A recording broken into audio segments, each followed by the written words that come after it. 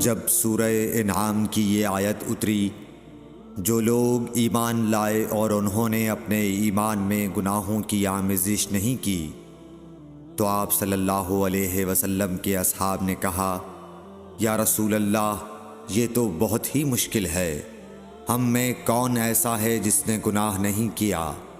تب اللہ پاک نے سورہ لقمان کی یہ آیت اتاری کہ بے شک شرک بڑا ظلم ہے۔ صحیح بخاری حدیث نمبر 32۔ رسول اللہ صلی اللہ علیہ وآلہ وسلم نے فرمایا، منافق کی علامتیں 3 ہیں: جب بات کرے جھوٹ بولے، جب وعدہ کرے اس کے خلاف کرے، اور جب اس کو امین بنایا جائے تو خیانت کرے۔ صحیح بخاری حدیث نمبر 33۔ رسول اللہ صلی اللہ علیہ وسلم نے فرمایا کہ 4 عادتیں جس کسی میں ہوں تو وہ خالص منافق ہے، اور جس کسی میں ان 4 میں سے ایک عادت ہو تو وہ بھی نفاق ہی ہے جب تک اسے نہ چھوڑ دے۔ وہ یہ ہیں: جب اسے امین بنایا جائے تو امانت میں خیانت کرے، اور بات کرتے وقت جھوٹ بولے، اور جب کسی سے عہد کرے تو اسے پورا نہ کرے، اور جب کسی سے لڑے تو گالیوں پر اتر آئے۔ صحیح بخاری حدیث نمبر 34۔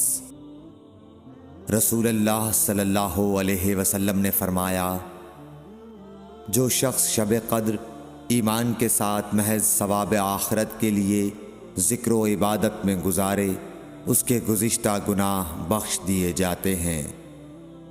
صحیح بخاری حدیث نمبر 35۔ رسول اللہ صلی اللہ علیہ وسلم نے فرمایا، جو شخص اللہ کی راہ میں جہاد کے لیے نکلا، اللہ اس کا ضامن ہو گیا۔